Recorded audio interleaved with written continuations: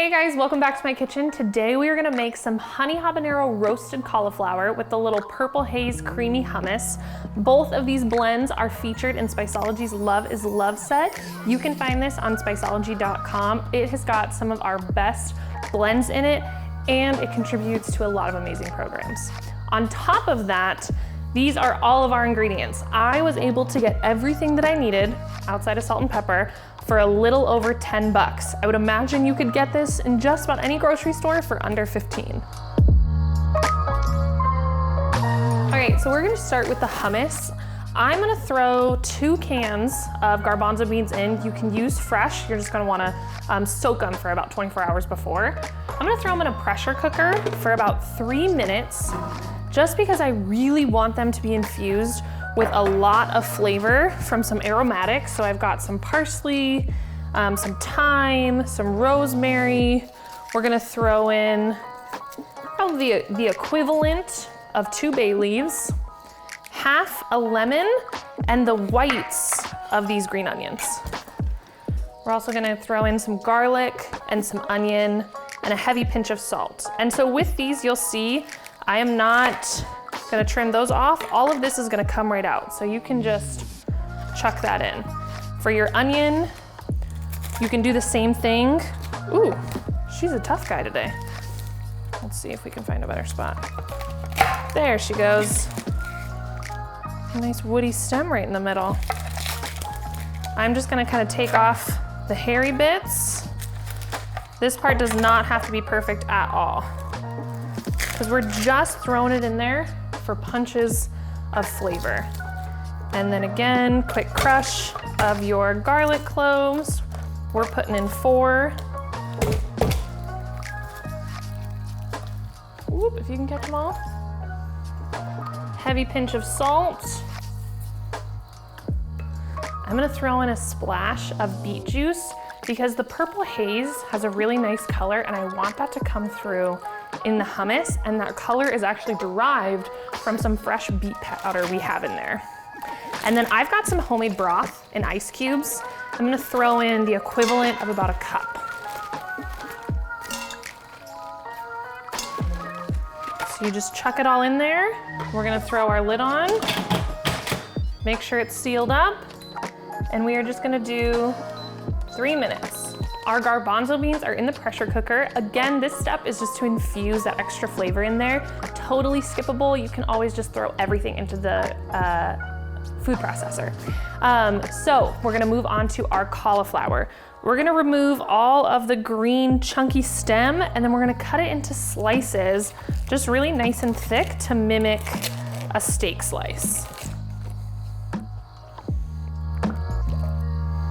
So we are gonna cut these into steaks. One thing I like to look at is where everything's kind of connecting, because your first couple cuts are most likely gonna fall apart. They're not gonna hold together.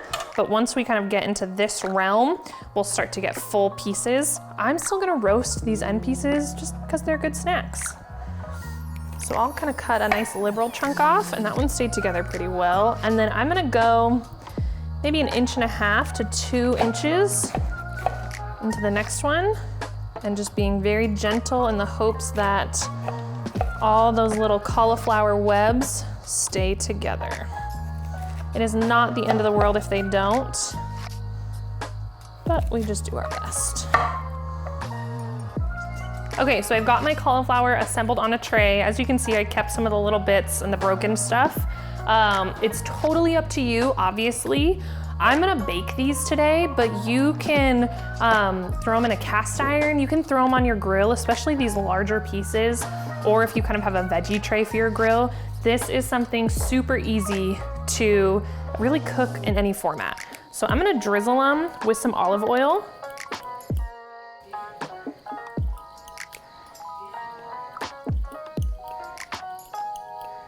Give them a little rub.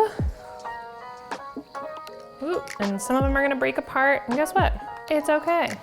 So we've rubbed our cauliflower down with our olive oil, and then we're gonna take some of our honey hob and sprinkle pretty generously.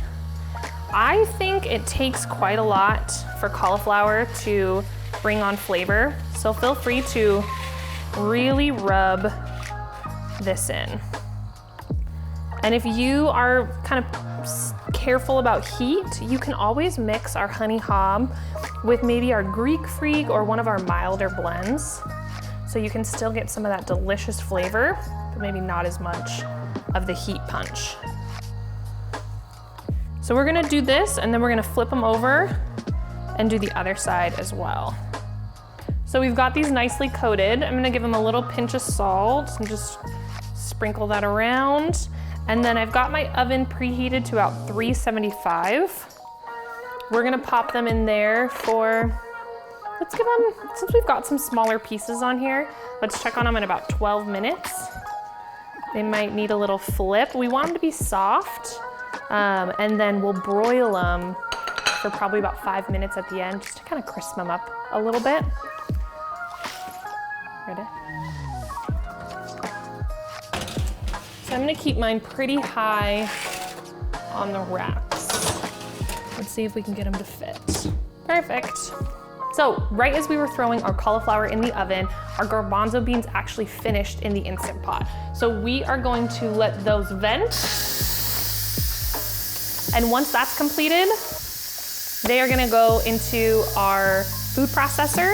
We're gonna blend it up, add some olive oil, check on the consistency, and then we're gonna add some Greek yogurt to make it really nice and creamy. If you wanna keep this vegan friendly and not just vegetarian, you can replace this with tahini. All right, garbanzo beans are done venting. We're gonna take that lid off. Oh my gosh, they smell so good.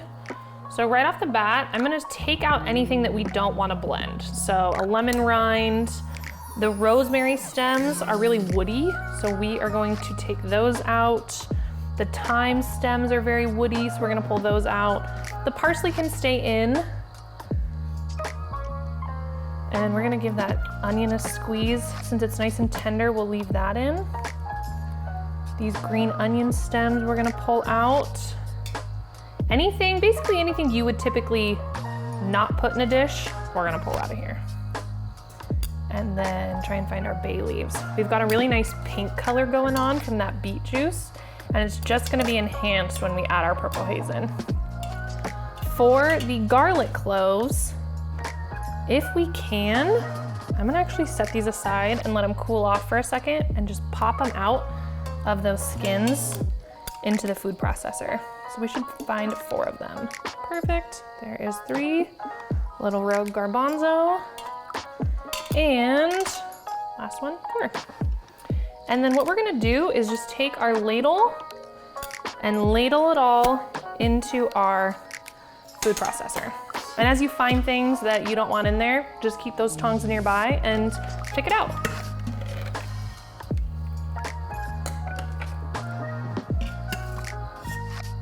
So we've got everything from the Instant Pot into our food processor. I'm gonna add a pinch of salt, and we're gonna do this in a couple different iterations.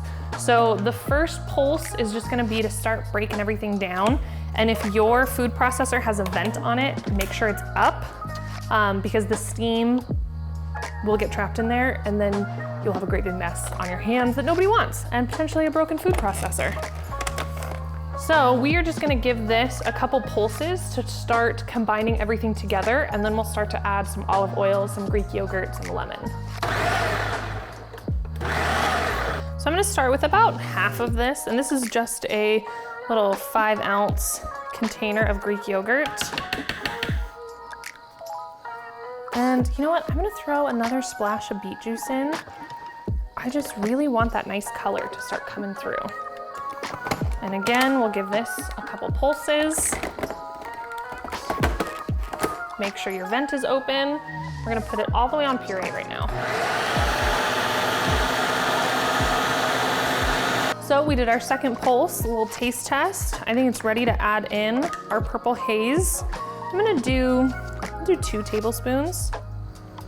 This has some really nice earthy flavors that are gonna come through and balance out some of the spice and sweetness that's in that smoky honey hob. We're gonna give this another blend, and while we're doing it, we're gonna drizzle in some olive oil and then do another taste test, see if it needs some lemon. Our hummus is done. Mine is pretty thin, but depending on your preference of consistency, you can play with the different liquid levels. I added more beet juice to it just for that color, so mine's gonna be a little looser. You can put in less liquid from the Instant Pot. It's totally up to you to kind of play with this one and what your preference is. This is gonna be a really delicious, nice plate sauce to pile all that cauliflower on top of. So now we're gonna set this aside to cool down and wait for our cauliflower steaks to be done. Cauliflower is nice and tender and juicy and done, so we're gonna pull that out. It takes on a really pretty orange color, which I love. We've got some of our smaller pieces here that I'm just gonna leave on the back to cool off. And we are gonna get this assembled. So I'm gonna take our hummus that we've been letting cool, give it a little stir. Let's pull this blade out to make it a little easier.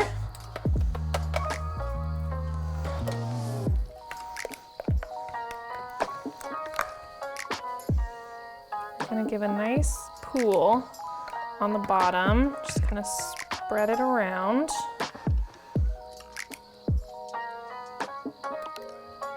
Build a nice base.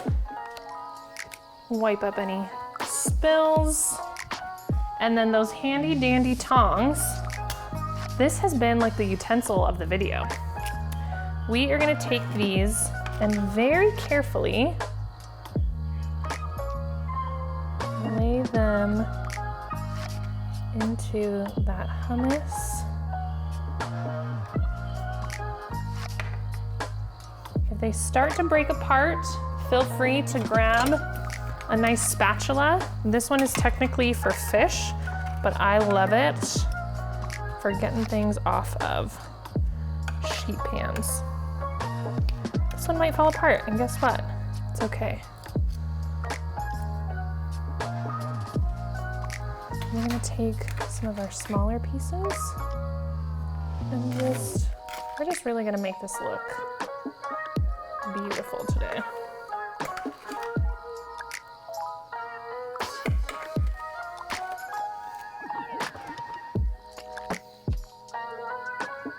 I just love all the colors. We're gonna get a nice variety of textures. Let's do one last piece. Let's see if we can find the perfect one. I really like him. There we go. Our finished dish is complete. It smells delicious. It looks so pretty. I love all the different colors that we're getting. You can serve this as a main dish. You can have this as a side. You can do whatever you want. Mix up the flavors, throw some different herbs in there. I am so excited. The cauliflower is really nice and tender and a little crispy on the edges. I'm gonna get a little green onion in there. Green onions just help bring some brightness to everything.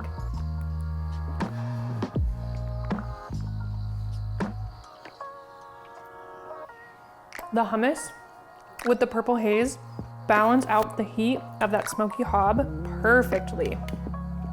You guys need to try this.